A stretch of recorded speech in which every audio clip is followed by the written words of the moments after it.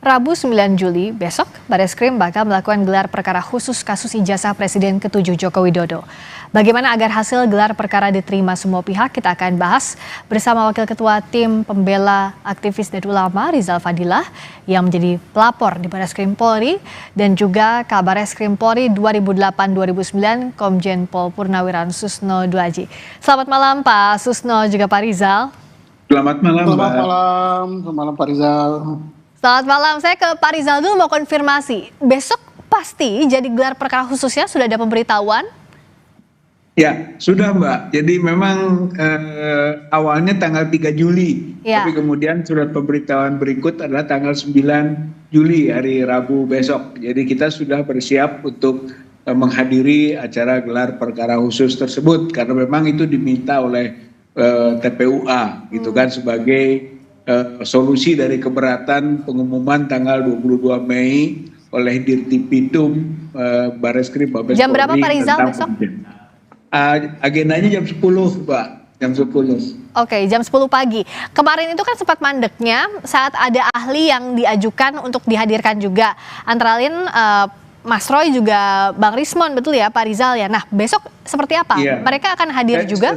Saya kira itu harus hadir karena walaupun bagaimana kita diberi kesempatan kok dalam surat itu saudara dapat menghadirkan pihak-pihak yang dibutuhkan untuk mendukung proses gelar perkara khusus tersebut. Jadi kita diberi kewenangan membawa siapapun gitu dari pihak TPUA. Lagi pula bahwa Dr. Rismon, Dr. Roy Suryo itu di samping memang ahli, juga memang sudah merupakan kebersamaan dengan TPUA ketika berangkat ke UGM dahulu bersama-sama 5 nama kita masukkan, 3 yang memang advokat, 2 yang memang dari alumni UGM yaitu Dr. Roy Suryo dan Dr. Rismon. Jadi sebetulnya bukan hanya sekedar ahli lepas, keduanya itu adalah memang satu kebersamaan dengan TPUA dan karena TPUA diberi hak. Gitu, karena pihak pelapor misalnya melihat Roy Suryo maupun Bang Rismon itu sudah bagian dari TPUA, itulah yang jadi persoalan, dianggapnya tidak netral begitu dan juga tidak terkait dengan pemeriksaan skripsi ataupun ijazah Pak Jokowi. Bagaimana TPUA menjelaskannya?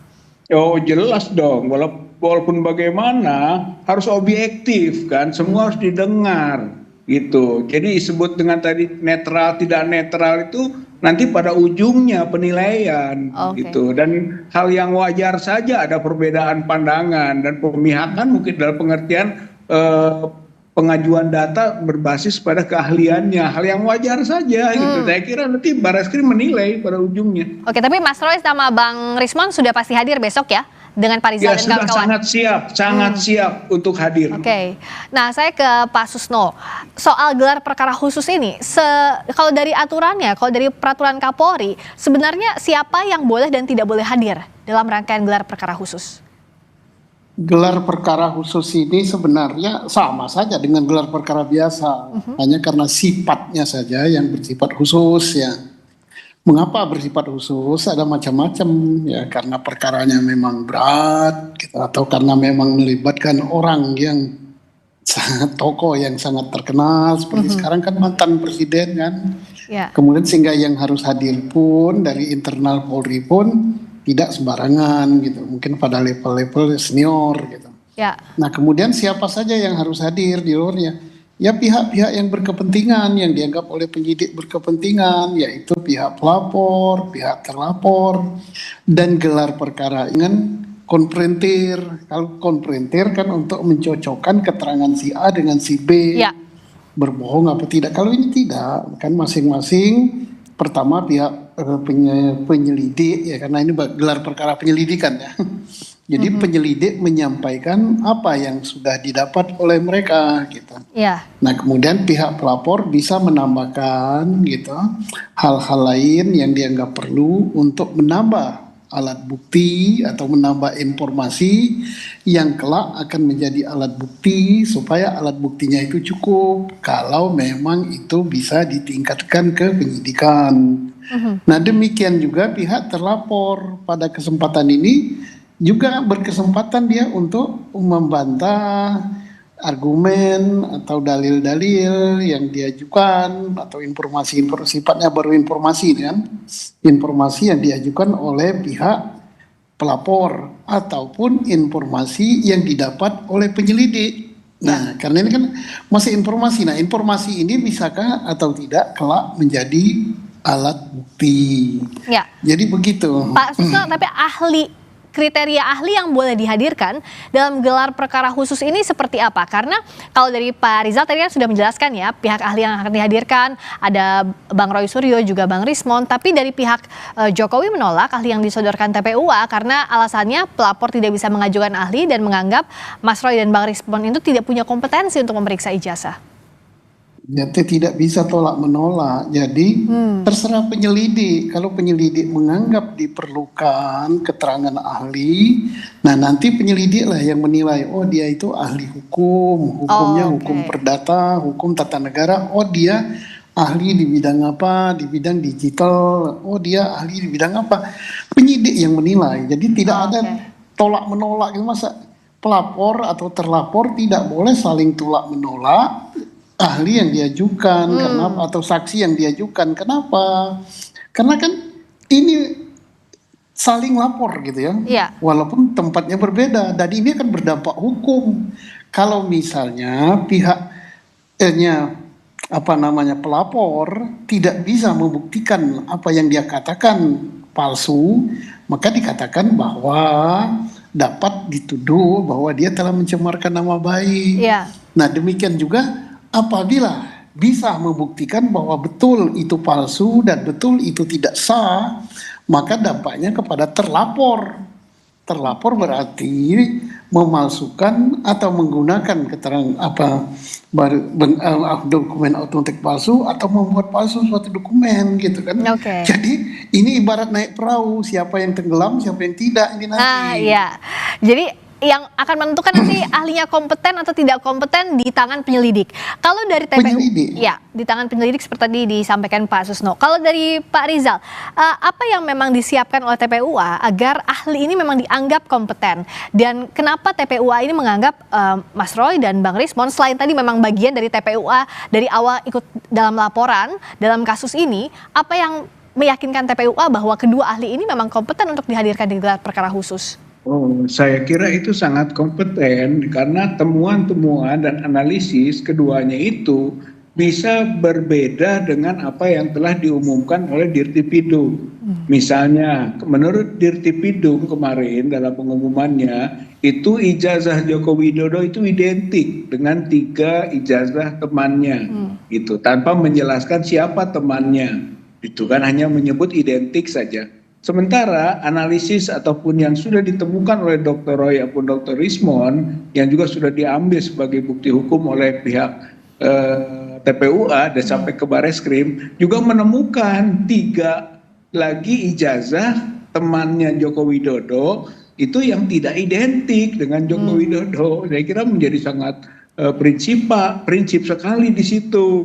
Ada nama Pronojoyo, ada Pronojiwo, ada nama Hari Mulyono, ada Sri Murtiningsih, itu teman seangkatan semua, ijazahnya tidak identik itu dengan Joko Widodo ini misalnya. Jadi sangat mendasar sekali keberadaannya dan hasil kajiannya untuk didengarkan oleh pihak penyidik gitu kan, atau penyelidik atau pihak karawasidik yang memimpin gelar perkara khusus ini. Nah, Pak Susno, sebelumnya kan Puslapor sudah menyebutkan bahwa ijazah Pak Jokowi identik. Nah, di gelar perkara khusus ini apa yang bisa dibuktikan? Bagaimana mekanisme pembuktiannya untuk membuktikan sebaliknya, misalnya kalau dari versinya TPUA atau menguatkan apa yang sudah disampaikan Puslapor kalau dari pihaknya terlapor? Saya kira gelar perkara besok tidak akan berkutit kepada hasil pemeriksaan laboratoriumnya.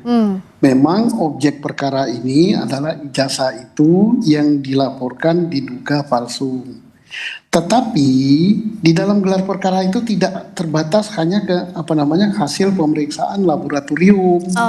Bisa saja informasi-informasi lain yang disampaikan, misalnya ada informasi yang didapat di lapangan tentang KKN, ada informasi yang didapat di lapangan misalnya tentang perkuliahan, ada informasi yang didapat di lapangan yaitu tentang skripsi, bahwa skripsinya begini. Karena apa? bisa saja ijazahnya itu sama dengan yang asli, dikeluarkan oleh lembaga yang asli, yang berhak, yang berwenang, dinyatakan juga asli, tapi yang bisa menjadi persoalan bahwa ijazah itu sah apa tidak. Itu kan yang dipersoalkan di dalam masyarakat kan. Ya, UGM mengakui dia yang mengeluarkan. Setelah dicek misalnya ya, ini misalnya ya, ya. misalnya sama dengan yang lain, yang seangkatan gitu. Nah itu berarti kan asli. Ya. Tetapi yang dipersoalkan berikutnya adalah sah apa tidak. Nah sah apa tidak itu adalah yang orang yang memperoleh ijazah itu sesuai dengan prosedur atau sesuai dengan aturan yang berlaku di fakultas itu. Misalnya dia kuliah sekian semester, nilainya memenuhi syarat, KKN-nya ada, skripsinya ada, waktu wisuda dia ikut, and so on and so on. Berarti ijazahnya itu asli dan sah dia memperoleh ijazah tersebut. Itu bisa Nah, digali ini, begitu ya Pak Susno ya di nah gelar perkara khusus. ini kan berdasarkan keterangan saksi nantinya. Oke. Berdasarkan keterangan saksi dan berdasarkan alat bukti berupa barang bukti skripsi yang disita, dokumen-dokumen administrasi yang disita, kemudian dokumen pendaftaran, dokumen Ya. perkuliahan dan sebagainya. Tidak hanya disita saja, tapi dimintakan keterangan dari saksi yang berwenang mengelola tentang barang tersebut. Ya. Nah itu. Kalau dari Pak Rizal, apa barang bukti yang berbeda dibandingkan gelar perkara biasa sebelumnya yang akan dibawa oleh TPUA pada gelar perkara khusus besok? Ada yang Ya. barukah? Ya pertama ya waktu gelar perkara biasa kan tidak dilibatkan TPUA yang Oke. sebenarnya ingin diajukan sebagai bukti-bukti. Waktu kan, itu tidak gitu. ada ya, tidak ada yang Itulah yang kita diberikan. akhirnya menyebutkan titik lemah daripada gelar perkara itu yang sampai pada kesimpulan penghentian penyelidikan begitu. Sementara TPUA kok tidak dimintakan pendapat atau pandangannya. Nah, kesempatan inilah yang akan digunakan ketika gelar perkara khusus yang dikabulkan gitu kan oleh pihak Mabes Polri gitu. Dan itu nanti kita akan angkat semua gitu data-data yang ada yang kemarin mau diungkapkan tapi tidak ada peluang dan ruangnya. Jadi saya kira insya Allah gitu dari sisi TPUA dan bersama dengan ya ahli atau analisis yang sudah dikemukakannya akan menyampaikan seperti yang disampaikan tadi oleh Pak Jenderal Susno itu gitu ya, termasuk seluruh dokumen-dokumen yang ada di UGM dan temuan-temuan lapangannya ya kita juga akan kemukakan sebagai bandingan-bandingan gitu, menjadi pertimbangan apakah memang harapan kita agar ditingkatkan prosesnya kepada tingkat yang lebih tinggi, penyidikan misalnya, atau tidak. Saya kira kita objektif saja kok, dan itu hal yang penting dibaca oleh publik, dinilai tentang hasil yang sudah maksimal gitu prosesnya gitu. Oke, kalau kemarin sebenarnya penyelidikan sudah dihentikan Pak Susno, dengan adanya gelar perkara khusus ini apakah peluang masing-masing pihak pelapor maupun terlapor jadi 50-50 lagi? Kita tidak melihat hal ini seperti pertandingan ya, tetapi yang jelas gitu bahwa kalau ini terbukti misalnya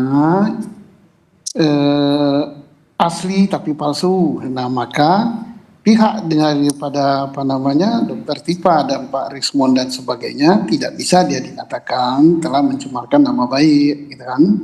Demikian juga sebaliknya kalau ini misalnya terbukti asli dan sah, nah tidak otomatis bahwa Pak Rismond CS itu menjadi tersangka gitu. Ingin dilihat dulu. Nah makanya dari awal saya katakan sebaiknya perkara ini karena menyangkut VVIP ya walaupun tidak menjabat lagi dan ini mendapat perhatian publik seluruh Indonesia, ini ditarik ke Mabes Polri.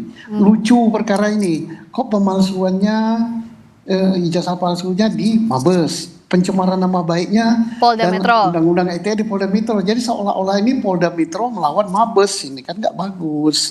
Nah kalau ini ditangani jadi disatukan di Mabes Polri, kan hanya dari meja kiri ke meja kanan bisa saling melengkapi informasi. Satu. Yang kedua di dalam menangani perkara ini walaupun ini bukan perkara perdata, berilah kesempatan daripada masing-masing pihak itu sama untuk membuktikan apa yang mereka laporkan gitu Iya. kan. Yang mereka laporkan tuh kalau di dalam perdata kan apa yang didalilkan. Dalilkan, betul. Jadi sekarang kesempatan dari masing-masing pihaknya untuk membuktikan harus sama, meskipun bukan perkara perdata, pun gelar perkara khusus besok juga menarik untuk kita nanti ya, apa yang akan disampaikan dari TPUA dan bukti-bukti baru itu ya Pak Susno ya? Oke. Iya, dan ada satu lagi kita harus hormati ya. Kan ada yang mengatakan, wah ini ada apa kok belusukan sampai ke kampung, sampai ke daerah, kok ngelacak dosen pembimbing. Tidak apa-apa, itu namanya usaha.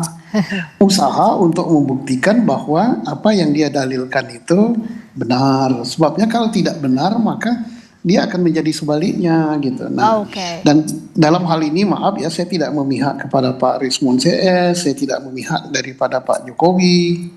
Saya hanya dari kacamata untuk penyidikan supaya profesional Polri nampak dan Polri tetap dipercaya oleh masyarakat. Gitu. Ya, kuncinya dalam hal ini Polri, penyelidik dan gelar perkara khusus harus profesional agar kasusnya terang benderang dan juga bisa dipercaya publik. Terima kasih Pak Susno, terima kasih juga Pak Rizal Fadila, Ketua TPUA dan juga Pak Komjen Pol Purnawirawan Susno Duaji, Kabar Eskrim Polri 2008-2009. Selamat malam.